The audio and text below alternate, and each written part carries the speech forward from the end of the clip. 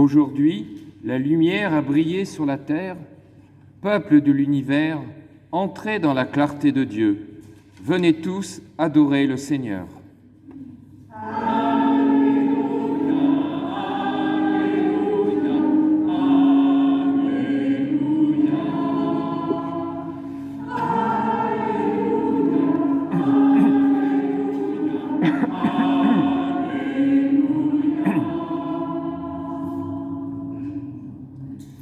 Le Seigneur soit avec vous. Et avec votre esprit. Évangile de Jésus-Christ selon saint Jean. Gloire à toi, Seigneur.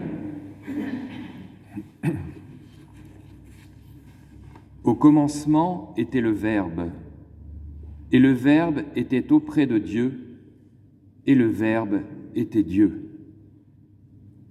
Il était au commencement auprès de Dieu. C'est par lui que tout est venu à l'existence, et rien de ce qui s'est fait ne s'est fait sans lui. En lui était la vie, et la vie était la lumière des hommes. La lumière brille dans les ténèbres, et les ténèbres ne l'ont pas arrêtée. Il y eut un homme envoyé par Dieu, son nom était Jean. Il est venu comme témoin pour rendre témoignage à la lumière, afin que tous croient par lui.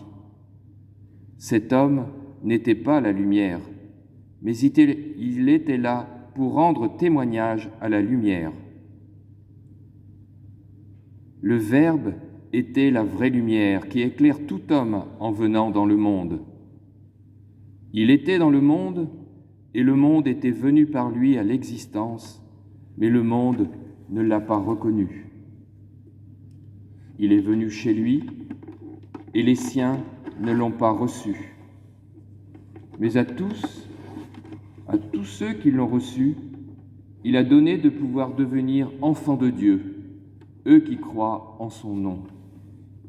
Ils ne sont pas nés du sang, ni d'une volonté charnelle, ni d'une volonté d'homme. Ils sont nés de Dieu. Et le Verbe s'est fait chair. Il a habité parmi nous, et nous avons vu sa gloire, la gloire qu'il tient de son Père comme Fils unique, plein de grâce et de vérité. Jean le Baptiste lui rend témoignage en proclamant « C'est de lui que j'ai dit, celui qui vient derrière moi est passé devant moi, car avant moi il était. » Tous, nous avons eu part à sa plénitude. Nous avons reçu grâce après grâce, car la loi fut donnée par Moïse, la grâce et la vérité sont venues par Jésus-Christ. Dieu, personne ne l'a jamais vu. Le Fils unique, lui qui est Dieu, lui qui est dans le sein du Père, c'est lui qui l'a fait connaître. Acclamons la parole de Dieu.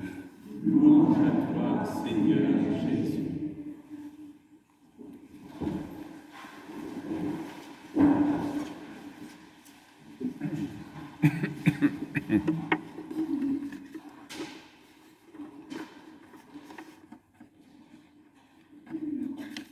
L'ancienne tradition biblique distinguait 4 grandes nuits.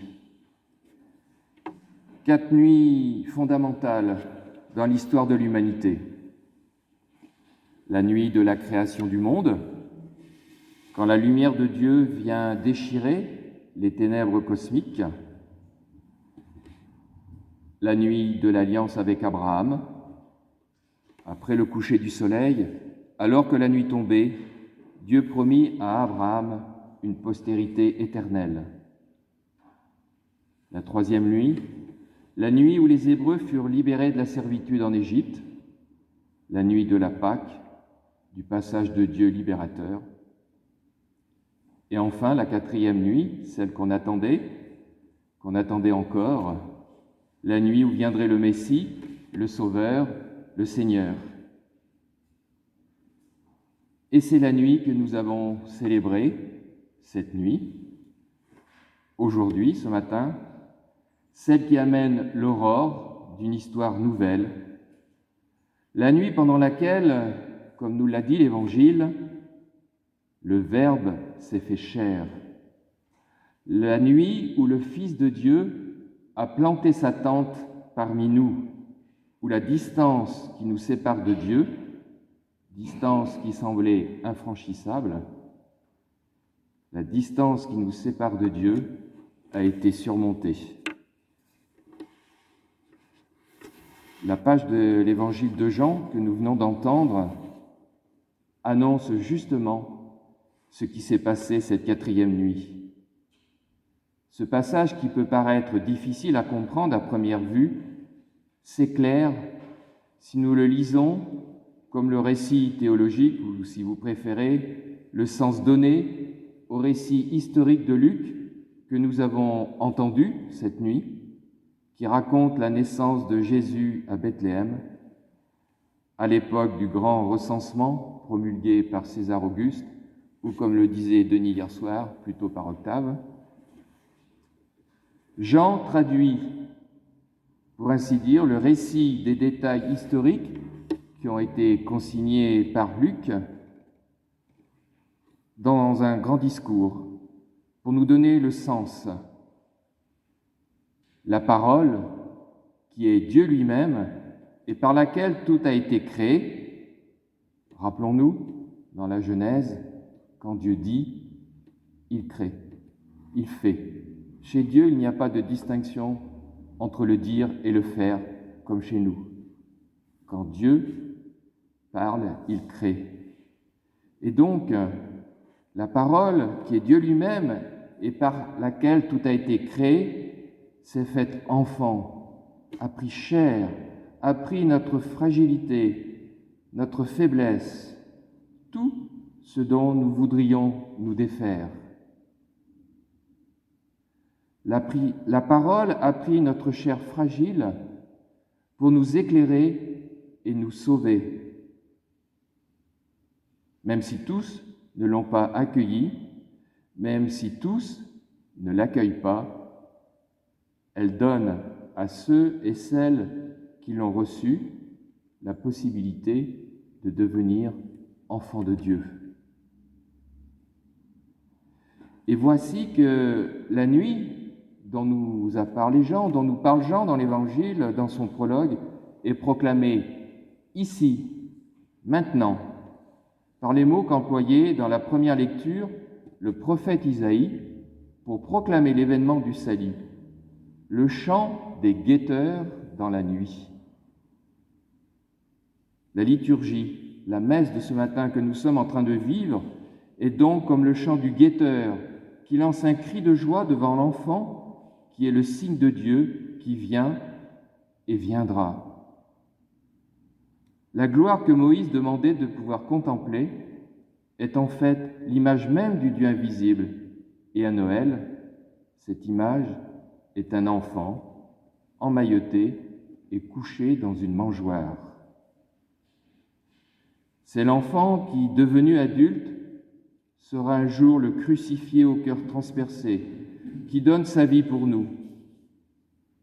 C'est encore lui qui sera présent tout à l'heure dans l'Eucharistie, où Jésus se donnera à nous comme aliment. Mais la grandeur de ce que je viens d'évoquer avec de pauvres mots, ce chant de joie et d'allégresse, cette voix d'un messager de bonne nouvelle, de celui qui annonce la paix, ne doit pas nous induire en erreur. L'atmosphère particulière qui se recrée d'année en année à Noël ne veut pas cacher la dimension tragique de notre histoire. Il ne s'agit pas de nier le poids des situations qui paraissent nous écraser, qui paraissent vouloir nous enlever toute espérance. Nous ne venons pas ici célébrer Noël pour oublier, pour nous évader un instant de la peur, de la tristesse, de l'angoisse qui peut ponctuer nos journées, pour écarter le souvenir de la pandémie, de la famine en Afghanistan, des différents lieux de conflit sur la planète, des problèmes de notre société. Nous ne sommes pas ici pour faire semblant qu'il n'y aurait pas autour de nous, et même un peu en nous-mêmes, beaucoup de noirceur et de vide. Nous sommes ici pour écouter ce cri de joie qui retentit dans la nuit, pour écouter ce qu'ont vu et entendu les guetteurs de l'histoire et ce qu'ils ont proclamé avant nous. Nous sommes ici pour voir la lumière qui a percé les ténèbres. Et en ce jour de Noël, nous sommes invités à écouter les cris de joie, à regarder le message incroyable de Noël. Dieu pour nous, Dieu avec nous et Dieu en nous. Nous sommes appelés à aller au-delà d'une émotion passagère, au-delà de l'éclat des paroles vides, au-delà des cadeaux que nous nous offrons, même si cet échange a du sens. Nous sommes appelés à aller au-delà de tout cela pour regarder, écouter, contempler Dieu qui a pris notre chair, qui s'est engagé dans notre existence laborieuse afin de nous redonner à tous la grande espérance que quelque chose peut changer, ou plutôt que tout peut changer, afin de nous faire don de cette espérance qui nous accompagnera dans notre voyage vers une plénitude de vie qui n'aura pas de fin. La deuxième lecture que nous avons entendue, la lettre aux Hébreux, nous dit que l'événement du Verbe fait chair s'est accompli en ces temps qui sont les derniers. Et la liturgie reprend la même expression. En ces temps qui sont les derniers, Dieu prend notre parti. Jésus vient habiter, demeurer chez nous. La grâce de son esprit pénètre en nous. Si nous le voulons, aujourd'hui, en ce jour, Jésus entre dans notre vie et nous-mêmes, tels des guetteurs dans la nuit du monde. Nous pouvons crier le message de joie, de paix et d'espérance sur les routes agitées de la terre, de notre ville. Il dépend de nous, de chacun de nous, que ce soit Noël aujourd'hui.